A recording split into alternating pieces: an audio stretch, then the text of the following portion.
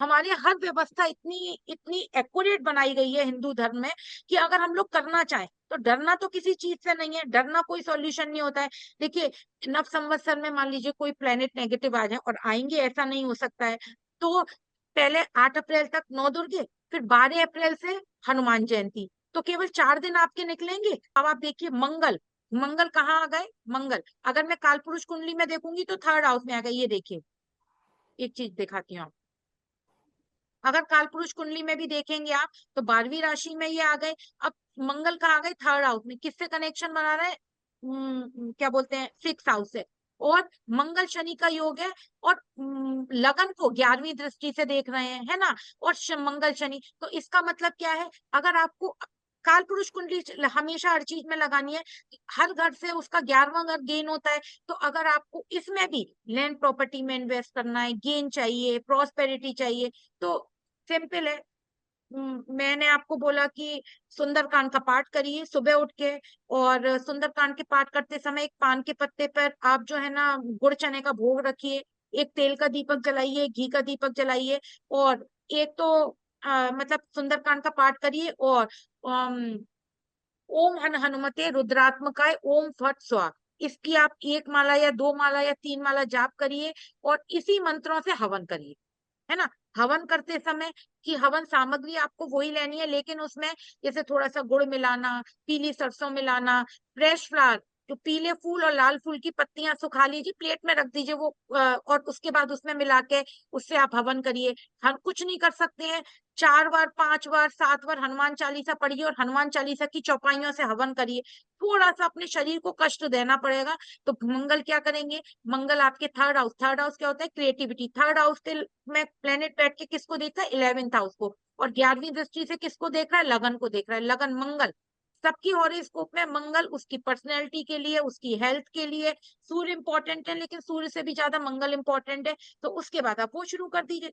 मैं आपको ये गारंटी कर रही हूँ कि जो जो करेगा ये बोलेगा कि कोई प्रॉब्लम नहीं आई, बहुत स्मूथ चला गया। अब जैसे देवी की पूजा के लिए छोटी बच्ची का एक हाथ ले लीजिए, को उसका मतलब रोली में एक प्लेन पेपर पर उसका हाथ पेपर पे लगाइए, और उसके ऊपर एक हाउस सा बनता है, वो मैं बता दूंगी, वो आप स्थापित करिए।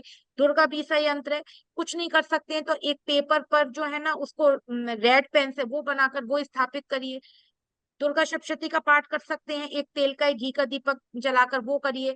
कलश स्थापित करिए भोजपत्र पर। और दुर्गा बीसा यंत्र अनार की कलम से अष्टगंध की स्याही से बनाती हूँ, लेकिन अगर मान लीजिए आप नहीं भी बना सकते हैं और रेड पेन से भी प्लेन पेपर पे बना के अपने मंदिर में स्थापित कर देंगे तो वो बहुत अच्छा है। और एक जो सबसे इम्पोर्टेंट है, जो 12वीं राशि होती है वो दान की होती है ना। अगर आप लोग कुछ नहीं कर सकते हैं तो मैंने पहले ही बोला था, एक बैत की केन की आप एक डलिया लीजिए, उसमें 9 तरह के फल रखिए, और देवी के मंदिर में जाइए, देवी के चरणों में उसे चढ़ाइए, और वहीं बैठ के दुर्गा चालीसा, दुर्गा का निर्वाण मंत्र, जो आपको समझ में आए आप वो करिए। मामा शायरी मैम। नहीं, ये 9 दिन पूरे। अमावस्या वाले दिन तो अच्छा बच्चे हाँ ठीक है ठीक है। देखिए, अमावस्या वाले दिन तो बहुत इंपॉर्टेंट होता है हवन करना, है ना।